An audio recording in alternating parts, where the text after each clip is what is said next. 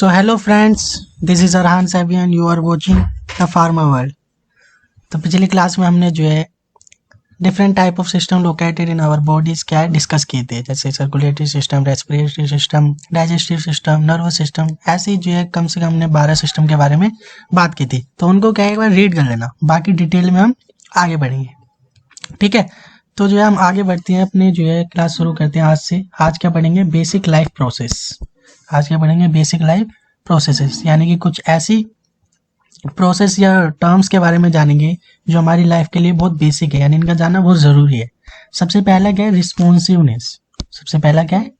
Responsiveness, यानी कि हमारी बॉडी का रिस्पॉन्स। जैसे जो है कल मैंने बताया था कि कोई गर्म चीज़ है, हम पकड़ते हैं तो तुरंत अपना हाथ झटक देते हैं, तो ये क्या हमारी बॉडी का रिस्पॉन्स था। तो रिस्पॉन्सिवनेस यानी कि it is the body's ability to detect. सबसे पहले क्या किया? स्टिमुलस को डिटेक्ट किया। अगर कोई चीज़ गर्म थी तो हमें फील हुआ, फिर उसके प्रति हमने रिस्पॉन्ड किया, उस चेंजेस को क्या किया? रिस्पॉन्ड किया। यानी कि जो भी बॉडी में हमारे, यानी कि जो भी चेंज था, कोई गर्म चीज़ थी या जो भी स्टिमुलस था, उसको पहले डिटेक्ट किया, फिर हमारी बॉडी ने उसको क्या कर दिया? रिस्पॉन्ड कर दिया। तो इस फुल प्रोसेस को क्या बोलते हैं? रिस्पॉन्सिवनेस बोलते हैं। यानी कि रिस्पॉन्सिवनेस क्या है? तुम्हारा डिटेक्ट से लेकर रिस्पॉन्स तक की जो भी चीज़ें हैं उसे क्या बोलते हैं? रिस्पॉन्सिवनेस बोलते हैं। किसी चीज़ को डिटेक्ट करके रिस्पॉन्स करना। कोई चीज़ गर्म थी तो क्या क्या हमें फील हुआ, फिर हमारी बॉडी ने क्या किया? उसके प्रति रिस्पॉन्स किया और हमने हाथ को झटक दिया, तो इसे क्या बोलते हैं? रिस्पॉन्सिवनेस। ठीक है ना। अगला क्या है? मेटाबॉलिज्म। अगला क्या है? मेटाबॉलिज्म, यानी कि हमारी बॉडी के अंदर जितनी भी केमिकल रिएक्शंस हो रही हैं उसे क्या बोलते हैं? मेटाबॉलिज्म बोलते हैं। The all reaction taking place in our body is what? Metabolism. It is the sum of all chemical process that occur in body. हमारी बॉडी में जितनी भी केमिकल प्रोसेसेस हो रही हैं उन्हें क्या बोलते हैं? मेटाबॉलिज्म बोलते हैं। मेटाबॉलिज्म भी दो तरह का होता है, एक होता है कैटाबॉलिज्म और एक होता है एनाबॉलिज्म। तो कैसे याद रखना है? कैटाबॉलिज्म क्या है? Break down. एनाबॉलिज्म क्या है? सिंथेटिक। यानी कि कैटाबॉलिज्म में चीजें टूटती हैं और एनाबॉलिज्म में चीजें बनती हैं। कैटाबॉलिज्म में चीजें टूटती हैं और एनाबॉलिज्म में चीजें बनती हैं। तो catabolism is the breakdown of complex chemical substance into similar component. यानी कि हमारी बॉडी में जितनी भी रिएक्शंस हो रही है, तो वो रिएक्शन जिनके अंदर सब्सटेंस टूट रहे हैं तो उसे क्या बोलते हैं? कैटाबॉलिज्म बोलते हैं। और कुछ रिएक्शन हमारी बॉडी में ऐसी भी हो रही होंगी जिनमें कुछ केमिकल सब्सटेंस बनती हैं, तो उसे क्या बोलते हैं? एनाबॉलिज्म बोलते हैं। तो सिंपल सी बात क्या थी? हमारी बॉडी के अंदर जितनी भी केमिकल रिएक्शंस हो रही हैं उसे मेटाबॉलिज्म बोलते हैं। अगर केमिकल रिएक्शन में चीजें टूट रही हैं, यानी कि तुम्हारे कॉम्प्लेक्स सब्सटेंस सिंपलर कंपोनेंट्स में ब्रेक डाउन हो रहे हैं, तो उसे कैटाबॉलिज्म बोलते हैं। वहीं अगर कुछ छोटे मोटे सब्सटेंस मिलके एक बड़ा केमिकल सब्सटेंस, यानी कि सिंथेटिक, यानी कि कोई नया कॉम्प्लेक्स कंपाउंड बना रहे हैं, कोई नई चीज बना रहे हैं, तो उसे क्या बोलते हैं? हम एनाबॉलिज्म बोलते हैं। सिंपल सा था। ठीक है, आगे बात करते हैं। मूवमेंट। तो मूवमेंट्स क्या है यार? Simple motion of body. Movement क्या है? हमारी बॉडी मोशन कर रही है, तो जरूरी नहीं है पूरी बॉडी को जो है मूवमेंट करने की जरूरत हो। अगर जो है हम सिर्फ हमारा जो है कोई ऑर्गन, जैसे हम हाथ भी हिला रहे हैं तो वो भी क्या है? मूवमेंट है। या कोई सिंगल सेल भी जो है इधर उधर मूव कर रही है तो वो भी क्या है? मूवमेंट है। फॉर एग्जाम्पल, हमारी बॉडी के अंदर आरबीसी, डब्ल्यूबीसी, प्लेटलेट्स, ये सब क्या है? ब्लड के अंदर मूव कर रही है। वो क्या? एक सिंगल सेल्स है, तो वो सेल्स भी अगर हमारी बॉडी के अंदर मूव कर रही है तो उसे भी क्या बोलते हैं? मूवमेंट बोलते हैं। ठीक है ना। तो movement includes motion of whole body. एक तो पूरी बॉडी मूव कर रही है तो वो भी मूवमेंट है। कोई इंडिविजुअल ऑर्गन मूव कर रहा है तो वो भी मूवमेंट है। फॉर एग्जाम्पल, जैसे हमारा स्टोमक है, स्टोमक भी क्या कर सकता है? चर्निंग मूवमेंट में क्या करता है? मूव करता है। वहीं अगर जो है, यानी कि खाने को घुमाने के लिए, वहीं सिंगल सेल भी मैंने जैसे बोला, ब्लड के अंदर आरबीसी, डब्ल्यूबीसी, ये सब भी मूव कर रहे हैं तो वो भी क्या है? मूवमेंट है।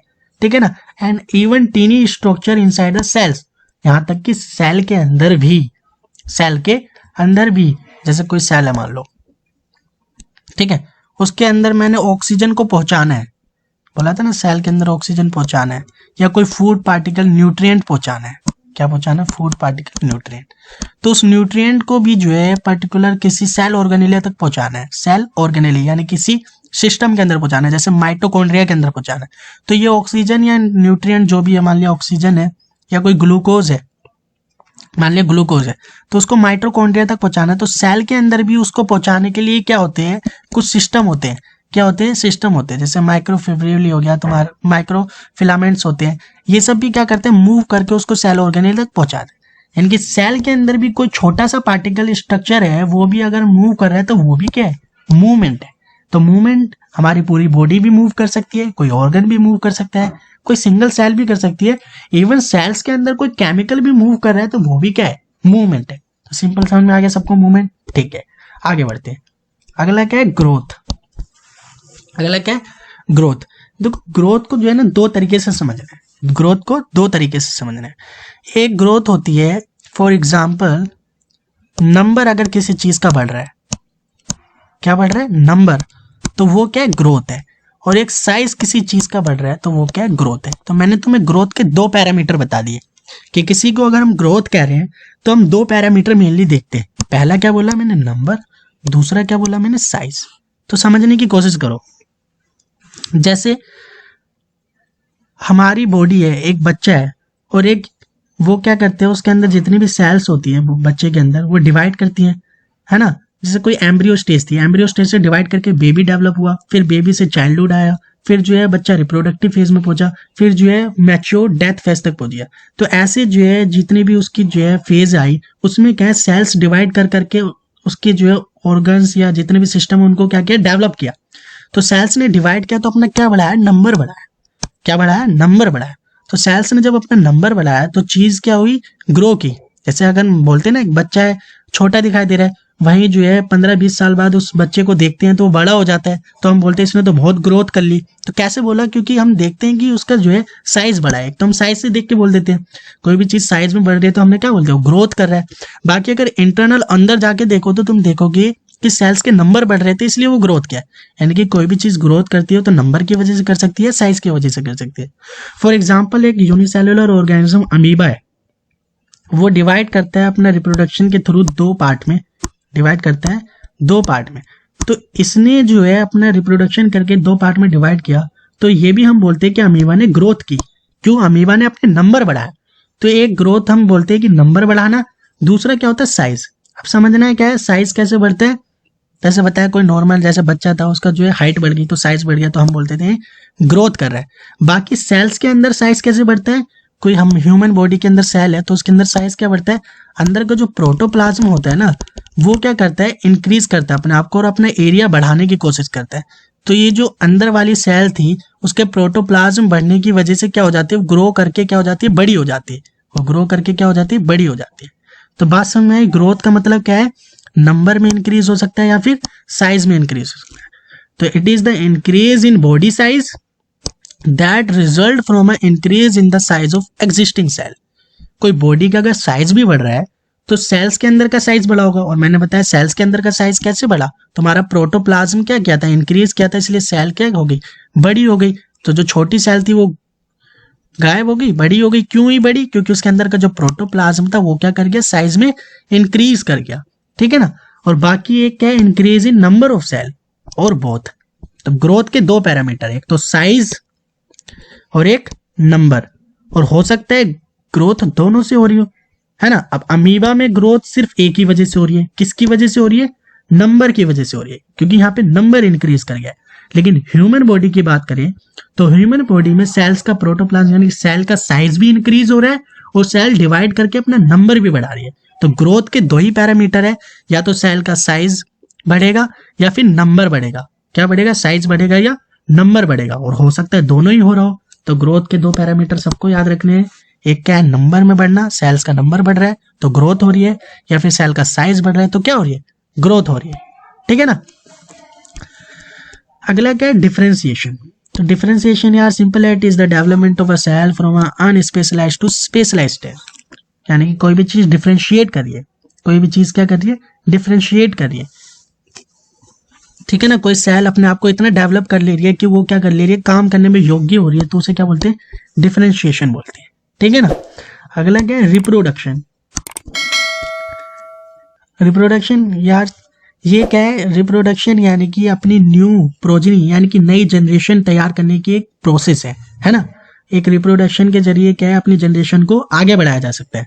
It refers to the formation of a new cell for tissue growth, repair and replacement और to production of new individual, ठीक है ना। रिप्रोडक्शन के अंदर क्या होता है, न्यू इंडिविजुअल्स यानी कि न्यू प्रोजेनीज को तैयार किया जाता है, ठीक है। रेस्पिरेशन,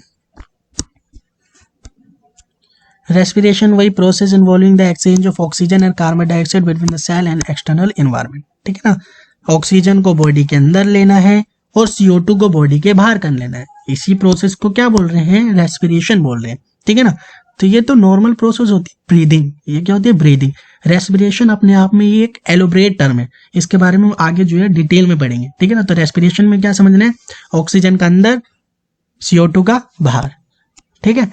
डाइजेशन यानी कि वही बताया था यार, क्या कॉम्प्लेक्स कंपाउंड्स का ब्रेक डाउन सिंपल मॉलिक्यूल में जब हम करते हैं, कौन सी फॉर्म में, एब्जॉर्बेबल फॉर्म, फिर उसे क्या कर लिया जाता है, ब्लड के थ्रू डिफरेंट सेल्स तक पहुंचा के एब्जॉर्ब कर लिया जाता है, इसी से क्या मिलती है, सेल्स को एनर्जी मिलती है। इस पूरे प्रोसेस को क्या बोलते हैं, डाइजेशन। तो डाइजेशन में क्या होता है, कॉम्प्लेक्स फूड सब्सटेंसेस यानी कि खाने के जो पार्टिकल्स होते हैं बड़े बड़े, उनको छोटे फॉर्म्स में यानी कि सिंपल फॉर्म में कन्वर्ट किया जाता है, फिर वो ब्लड के थ्रू भेज दिए जाते हैं डिफरेंट टाइप ऑफ सेल्स के पास, सेल्स उन्हें एब्जॉर्ब कर लेती है और सेल्स को क्या मिल जाती है, एनर्जी मिल जाती है, ठीक है ना। तो ये क्या होता है, डाइजेशन एंड एब्जॉर्प्शन, ठीक है। यहाँ पे तुम और कर सकते हो, डाइजेशन एंड एब्जॉर्प्शन,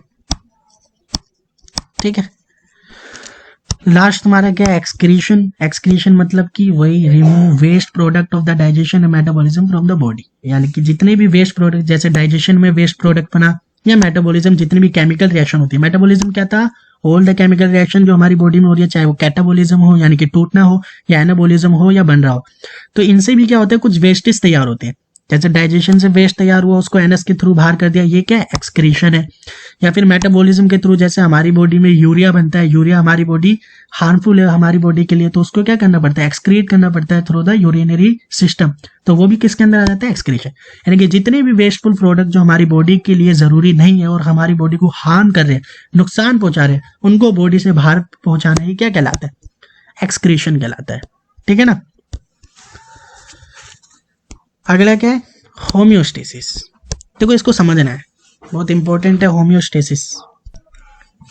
तो होम्योस्टेसिस टर्म समझना है। देखो स्टेसिस मतलब होता है किसी चीज को रोकना, स्टैटिक मतलब क्या होता है, रोकना या बैलेंस करना, ठीक है।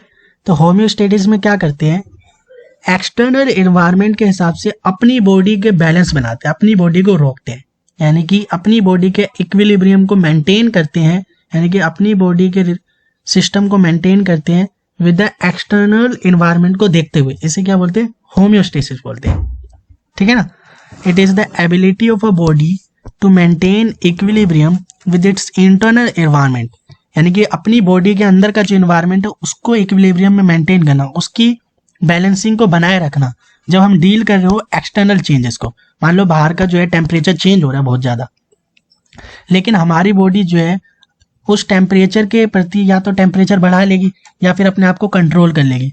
तो कुछ ऑर्गेनिज्म क्या करते हैं, अपने टेम्परेचर को बाहर के टेम्परेचर के हिसाब से सेम बना लेते हैं, लेकिन ह्यूमन क्या करते हैं, अपना जो बॉडी टेम्परेचर है कांस्टेंट नियरली कितना होता है, 37 डिग्री सेल्सियस उसके आसपास। बाहर का टेम्परेचर कितना भी हो, चाहे इंसान जो है 0 डिग्री सेल्सियस पे रह रहा हो या नेगेटिव डिग्री सेल्सियस पे रह रहा हो, या जो है बहुत ज्यादा तापमान यानी 100 डिग्री सेल्सियस पे रह रहा हो, लेकिन बॉडी का टेम्परेचर हमेशा मेंटेन करके रखता है कितना, 37 degree Celsius.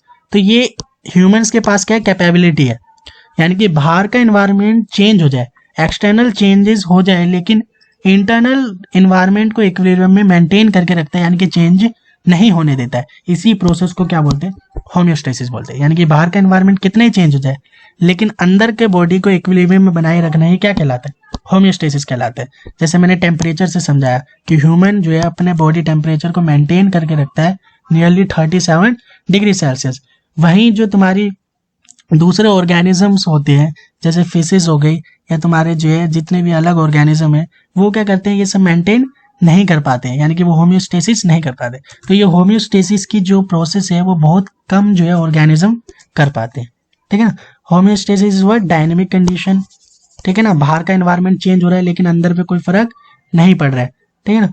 An important aspect of homeostasis is maintaining the volume and composition of body fluid, dilute watery solution containing dissolved chemical found in cells and surrounding them। तो मैंने तो temperature से समझाया होम्योस्टेसिस, लेकिन कई ऑर्गेनिज्म क्या करते हैं, अपने बॉडी फ्लूइड को मेंटेन करके रखते हैं।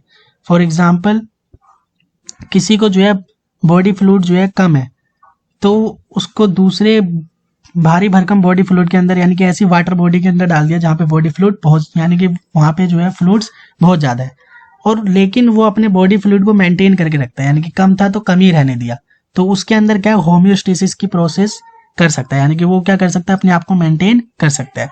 तो ये रेगुलेशन जो होता है होम्योस्टेसिस का 2 तरह का होता है, ये याद रख लेना। एक तो जैसे मैंने बताया थर्मल टेम्परेचर के हिसाब से, तो वो क्या होता है, थर्मो रेगुलेशन होता है। क्या होता है, थर्मो रेगुलेशन होता है। जो तुम्हारा यहाँ पे लिखा है ये क्या, ओस्मो रेगुलेशन है, यानी कि ओस्मोटिक बैलेंस को, यानी कि बॉडी फ्लूइड को बनाए रखना, ये क्या होता है, ओस्मो रेगुलेशन होता है। बहुत सारी फिशेस ऐसा करती हैं जो अपने अंदर जो है चेंज नहीं होने देती है बाहर के फ्लूइड के एनवायरनमेंट से, तो वो क्या करती है, होम्योस्टेसिस करती है, ठीक है ना। अब देखो फ्लूइड भी 2 तरह का होता है, एक क्या इंट्रासेल्युलर फ्लूइड, यानी कि सेल्स के अंदर जो प्रेजेंट है, ये मान लो तुम्हारी बहुत सारी सेल्स हैं, ठीक है ना, तो जो फ्लूइड सेल्स के अंदर है उसे क्या बोलते हैं, आईसीएफ। क्या बोलते हैं, आईसीएफ, इंट्रासेल्युलर फ्लूइड। इंट्रा मतलब अंदर, सेल्युलर मतलब सेल के अंदर फ्लूइड, यानी कि सेल के अंदर जो प्रेजेंट फ्लूइड है उसे क्या बोलते हैं, intracellular fluid, ICF. Extra cellular fluid, यानी कि एक्स्ट्रा मतलब बाहर, सेल्युलर मतलब सेल के बाहर, तो सेल के बाहर जो फ्लूइड है, मान लो ये सेल्स आपस में मिलकर टिश्यू बना रही थी, तो सेल के बाहर जो फ्लूइड है, अब ये क्या है तुम्हारा, ECF, एक्स्ट्रा सेल्युलर फ्लूइड। देखो सेल के अंदर जो था वो क्या था, ICF, इंट्रा सेल्युलर फ्लूइड था, वही सेल के बाहर जो वो क्या होता है, ECF, एक्स्ट्रा सेल्युलर फ्लूइड होता है। क्या होता है, एक्स्ट्रा सेल्युलर फ्लूइड होता है, ठीक है ना। इंट्रा सेल्युलर फ्लूइड यानी सेल के अंदर, एक्स्ट्रा सेल्युलर फ्लूइड यानी सेल के बाहर, ठीक है ना। अब क्या है, interstitial fluid. Interstitial fluid, it fills the narrow space between the cells of tissue, ठीक है ना। लास्ट क्या है, इंटरस्टिशियल फ्लूइड, यानी कि इंटरस्टिशियल साइड पे, यानी कि जो सेल्स होती है उनके बीच की जो साइट होती है, सेल्स के बीच की जो साइट होती है उसे क्या बोलते हैं, हमारी सेल्स जो होती है उसके जो बीच के पार्ट होते हैं उसे बोलते हैं इंटरस्टिशियल साइट होती है, यानी कि जो नैरो स्पेसेस है, ये जो नैरो स्पेसेस दिख रहे हैं ना, यानी सेल्स जो आपस में चिपकी हुई हैं लेकिन उसके बीच में भी कुछ पार्ट बचा रह जाता है, तो वो क्या होता है, नैरो स्पेस, इंटरस्टिशियल साइट होती है, उसके अंदर जो फ्लूइड होता है उसे क्या बोलते हैं, इंटरस्टिशियल फ्लूइड बोलते हैं। तो सबको समझ में आ गया, इंटरसेल्युलर यानी सेल के अंदर, एक्स्ट्रा सेल्युलर यानी सेल के बाहर, और इंटरस्टिशियल यानी कि सेल्स आपस में जो टिश्यूज बना रही है उनके बीच में जो नैरो स्पेसेस है उनके बीच में जो फ्लूइड है उसे क्या बोलते हैं, इंटरस्टिशियल फ्लूइड बोलते हैं। अब देखो extra cellular fluid differ depending on its location in the body. ECF within blood vessel is termed as blood plasma, ठीक है। देखो कोई भी ब्लड वेसल है, कोई भी ब्लड वेसल है, तो उसके अंदर जो ब्लड होता है, उसके अंदर जो ब्लड होता है, तो ब्लड के अंदर जो फ्लूइड होता है ना, उस फ्लूइड को क्या बोलते हैं, ब्लड प्लाज्मा बोलते हैं। क्या बोलते हैं, ब्लड प्लाज्मा, उस फ्लूइड को बोलते हैं। क्योंकि देखो सेल के अंदर एक तो फ्लूइड है, बाकी क्या है, सेल्स भी है, बाकी क्या है, सेल्स भी है, जैसे RBC है, WBC है ना। तो ब्लड के अंदर सिर्फ पानी वानी नहीं है, ब्लड के अंदर सेल्स भी है, ठीक है ना। तो ब्लड के अंदर WBC भी है, RBC भी है, तो इन्हें क्या बोलते हैं, फॉर्म्ड एलिमेंट्स बोलते हैं, यानी कि ये एलिमेंट है जो दिखाई दे रहे हैं तुम्हें। लेकिन बाकी जितना भी फ्लूइड बच गया ना, क्योंकि ये सेल्स हैं, सेल्स के बाहर के फ्लूइड को क्या बोलते हैं, एक्स्ट्रा सेल्युलर फ्लूइड बोलते हैं। यानी कि RBC WBC ये सेल्स हैं, उन सेल्स के बाहर जो फ्लूइड है वो क्या है, एक्स्ट्रा सेल्युलर फ्लूइड है, यानी कि सेल के बाहर का फ्लूइड है, तो उस फ्लूइड को क्या बोलते हैं, हम ब्लड प्लाज्मा बोलते हैं। क्या बोलते हैं, ब्लड प्लाज्मा बोलते हैं। तो ECF within lymphatic vessel is called as lymph. अब देखो ब्लड वेसल थी तो हमने क्या बोला, ब्लड प्लाज्मा बोला। वहीं अगर लिम्फेटिक वेसल होती तो उसे क्या बोलते, लिम्फ बोलते। लिम्फेटिक वेसल के अंदर के फ्लूइड को क्या बोलते, लिम्फ बोलते। वहीं ECF around the brain and spinal cord है तो cerebrospinal. Cerebral is connected with the brain and spinal is connected with spinal cord. तो ब्रेन के पास का जो भी फ्लूइड है उसे सेरिब्रल फ्लूइड बोलते हैं, स्पाइनल कॉर्ड के पास होता है उसे स्पाइनल फ्लूइड बोलते हैं। तो अगर ब्रेन और स्पाइनल के पास है तो दोनों को मिला के क्या बोल देते हैं, सेरिब्रोस्पाइनल फ्लूइड बोल देते हैं, ठीक है ना। अगर वही जॉइंट्स के अंदर जो फ्लूइड होता है, देखो जो दो जॉइंट कनेक्टेड होते हैं, दो जॉइंट कनेक्टेड होते हैं उनके बीच में जो ECF होता है, यानी कि जो एक्स्ट्रा सेल्यूलर फ्लूइड होता है, सेल्स के बाहर का फ्लूइड होता है, उस फ्लूइड को क्या बोलते हैं? Synovial fluid. क्या बोलते हैं? साइनोवियल। तो साइनोवियल फ्लूइड है भी जरूरी। क्यों जरूरी है? क्योंकि यही हेल्प करता है मूवमेंट में। अगर बोन्स आपस में कनेक्टेड होती तो मूव नहीं कर पाती, लेकिन बोन्स के बीच में साइनोवियल फ्लूइड होता है, वो इसीलिए होता है ताकि बोन्स क्या कर पाए? मूव कर पाए। समझ में आ रही है बात? जो हाथ हम हिलाते हैं, तो जो हाथ हिलाते हैं तो जो बोन्स के बीच में जो जॉइंट होता है, उनके जॉइंट के पास में जो फ्लूइड भरा हुआ होता है वो क्या होता है? साइनोवियल फ्लूइड होता है। वो साइनोवियल फ्लूइड होते ही है इसलिए ताकि तुम्हारी बॉडी के जो जॉइंट्स है वो क्या कर पाए? मूव कर पाए। ठीक है ना? अगर वो आइस के अंदर है तो उसे क्या बोलते हैं? एक्वस ह्यूमर बोलते हैं। और एक और होता है विट्रस ह्यूमर। क्या होता है? Vitreous humour. तो ये याद रख लेना। ठीक है ना? जो आंसू आते हैं ना, हाँ, वो जो आंखों में आंसू आते हैं वो क्या है? आंसू नहीं है, वो पानी है। कौन सा पानी है? एक्वस ह्यूमर है। ठीक है ना? और एक और होता है विट्रस ह्यूमर। ठीक है, तो ये क्या हो गया? आइस के अंदर। The proper functioning of body cell depend on the composition of the interstitial fluid surrounding them. ठीक है ना? जो पूरी बॉडी का फंक्शन हो रहा है, ये जो फ्लूइड हमने पढ़े, ये भी कोई छोटे मोटे काम की चीज नहीं है, बल्कि बहुत काम की चीज है ना? जैसे ब्लड के अंदर ब्लड प्लाज्मा एक फ्लूइड है, उसके अंदर बहुत सारे फॉर्म्ड एलिमेंट्स होते हैं, उसके अंदर बहुत सारे जो डिफेंस मैकेनिज्म होते हैं, लिम्फोसाइट्स होते हैं, ये सब होती है, तो वो जरूरी है। लिम्फ के अंदर भी जो है तुम्हारा डिफेंस मैकेनिज्म होता है, ये भी जरूरी है। सेरेब्रो स्पाइनल फ्लूइड भी जरूरी है। साइनोवियल फ्लूइड मूवमेंट तो इसके बिना हो ही नहीं सकती, ये भी जरूरी है। तो ये जितने भी फ्लूइड्स हमने पढ़े, ये भी क्या होते हैं? इंपॉर्टेंट होते हैं। ठीक है ना? अब हम डिस्कस करते हैं अपना लास्ट टॉपिक, और ये लास्ट टॉपिक के साथ जो है तुम्हारा इंट्रोडक्टरी पार्ट, यानी कि जो यूनिट 1 का इंट्रोडक्शन था, वो क्या है? खत्म हो जाएगा। फीडबैक सिस्टम और फीडबैक लूप। ठीक है ना? इसको जो है एक एग्जाम्पल से समझेंगे हम। इसको क्या है? एक एग्जाम्पल से समझेंगे हम। फीडबैक सिस्टम को यार एक एग्जाम्पल से समझने की कोशिश करते हैं। ठीक है ना? जैसे ये जो है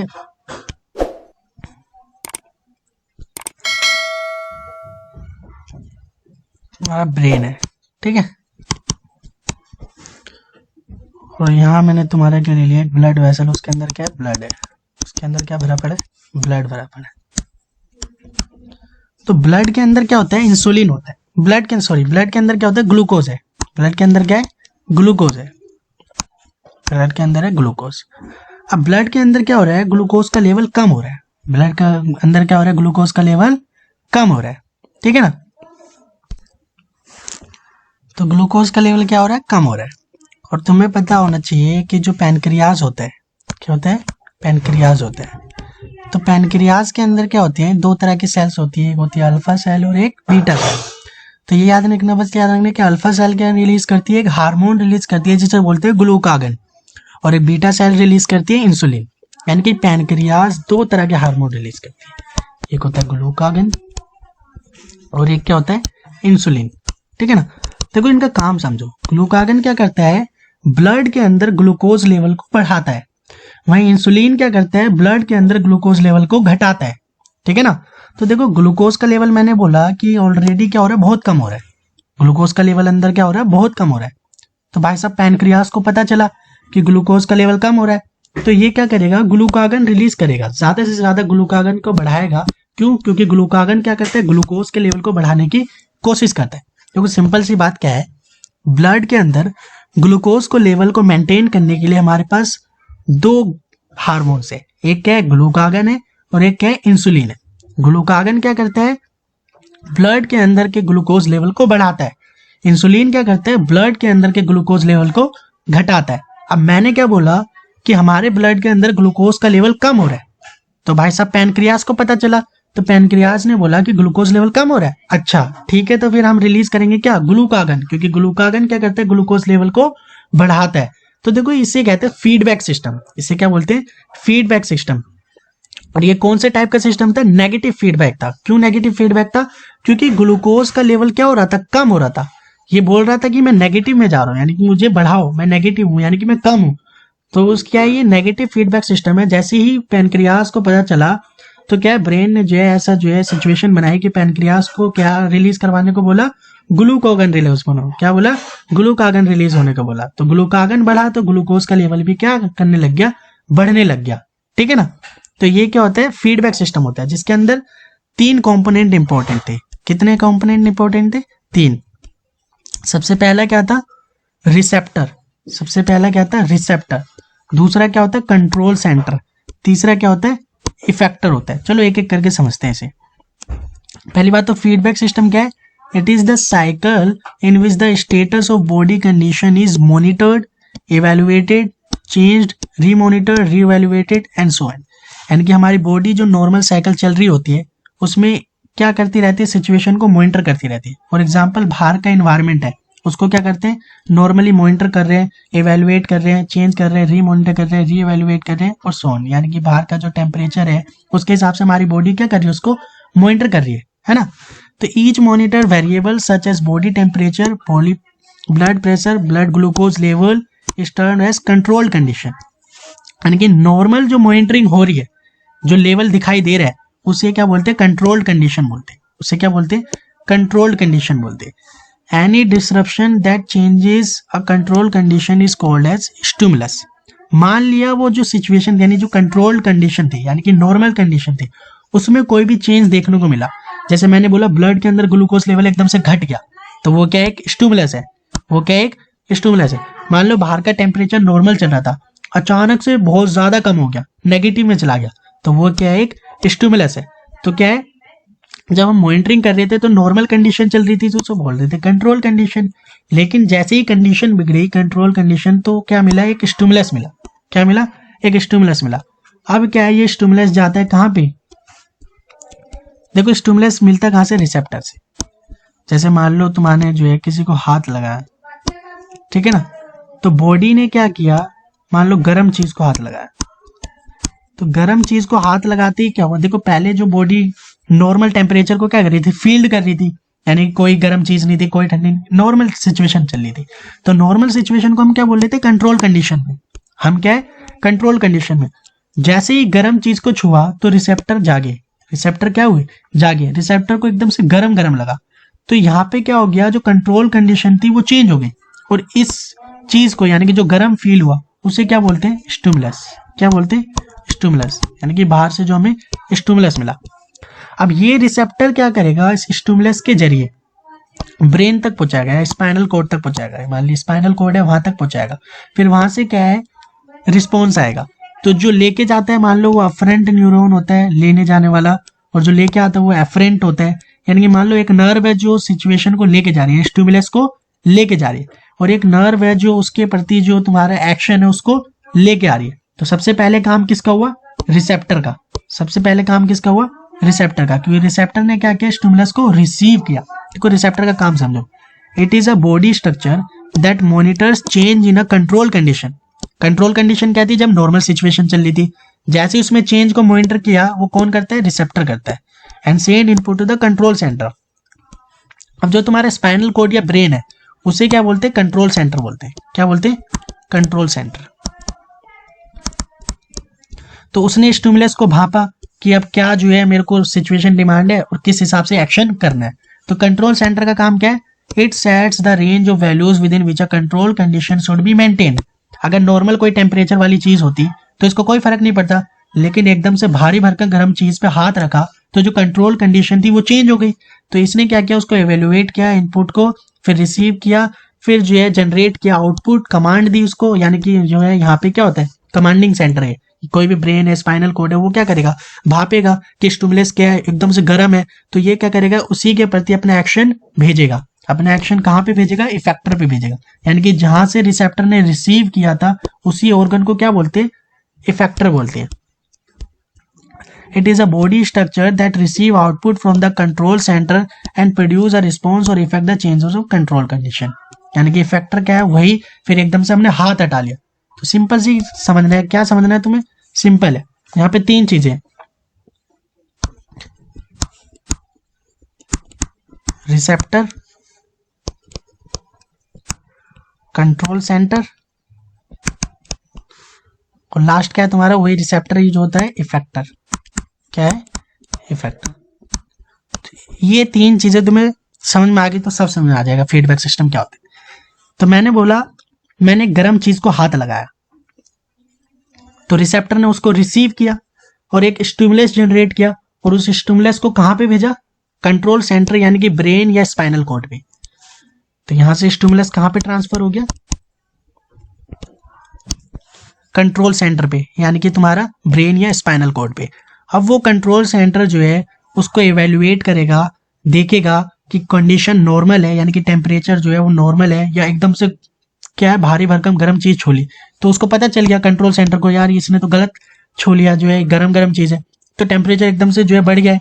तो ये कंट्रोल सेंटर क्या करेगा, उसी रिसेप्टर यानी उसी स्टिमुलस के प्रति एक एक्शन जनरेट करेगा, और उस एक्शन को कहाँ पे ट्रांसफर कर देगा, इफेक्टर पे। आउटपुट कहाँ पे चला जाएगा, इफेक्टर पे, यानी कि वही हैंड, हाथ। फिर इफेक्टर क्या करेगा, एकदम से अपने आप को क्या है कंट्रोल कंडीशन के हिसाब से जो है इफेक्ट देगा और अपने हाथ को हटा लेगा। तो सिंपल सा एग्जांपल जो है समझना है कि जो है जैसे ही टेम्परेचर चेंज हुआ तो रिसेप्टर ने एक स्टिमुलस जनरेट किया, उस स्टिमुलस को कंट्रोल सेंटर यानी कि ब्रेन या स्पाइनल कॉर्ड पे भेज दिया गया। अब उस कंट्रोल सेंटर ने उस रिसेप्टर के स्टिमुलस को जो है एवेल्युएट किया, फिर उस स्टिमुलस के प्रति जो है अपना एक्शन जनरेट किया, और एक्शन को आउटपुट बना के किस पे भेज दिया, इफेक्टर पे भेज दिया, और इफेक्टर ने उसी हिसाब से क्या किया, अपना एक्शन किया।